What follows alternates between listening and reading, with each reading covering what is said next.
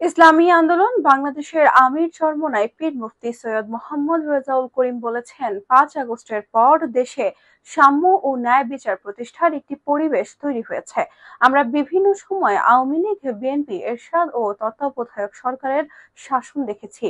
কেউই আমাদের শান্তি ও সমৃদ্ধি দিতে পারেনি।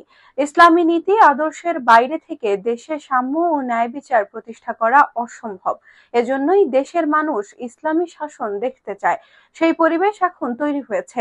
তিনি বলেন, আমরা আগামী নির্বাচনে ইসলামী দলগুলো একত্রিত হয়ে ইসলামের পক্ষে একটি ভোট বাক্স দেওয়া যায় কিনা তা চিন্তা করেছি। এ বিষয়ে জোরে সোরে কাজ চলছে। বুধবার রাত বাগেরহাট শহরের খারদারা মাদ্রাসা ময়দানে মাহফিলের আগ মুহূর্তে সাংবাদিকদের তিনি এসব কথা বলেন। সংস্কার ও নির্বাচন বিষয়ে এক প্রশ্নে তিনি বলেন, গেল 15 বছরের বেশি সময় ধরে ফ্যাসিস্ট সরকার দেশে যা ইচ্ছে তাই করেছে। প্রতিটি ক্ষেত্রে তাদের দোসররা রয়েছে। দেশটা একটা বিদেশি তাবেদার বানিয়ে রেখেছিল। সংবিধানটিকে তারা নিজেদের দলীয় একটি কাগজের মতো করে ফেলেছিল।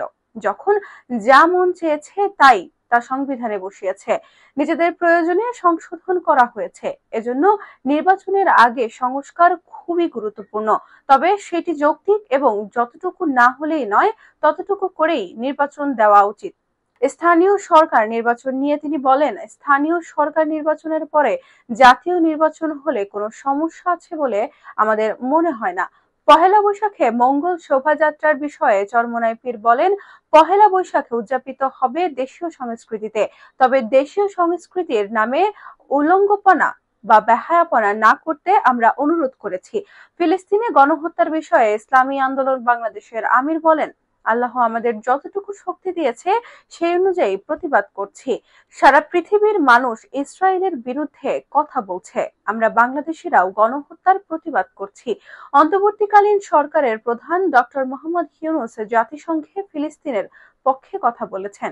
তবে বাংলাদেশের প্রতিবাদ মিছিল ও সমাবেশ থেকে যারা লুটপাট করেছে তাদেরকে ধিক্কার জানান এই ধর্মীয় নেতা। সবাইকে ফিলিস্তিনের পক্ষে প্রতিবাদে অংশ নেয়া এবং দোয়া করার আহ্বান জানান চরমোনাইয়ের পীর। এদিন খারদার কারিমায়া বহুমুখী মাদ্রাসার বার্ষিক ওয়াজ মাহফিল, ইসলামী আন্দোলন বাংলাদেশের নেতাকর্মী ছাড়াও কয়েক হাজার মুসল্লি অংশ নেন তাতে।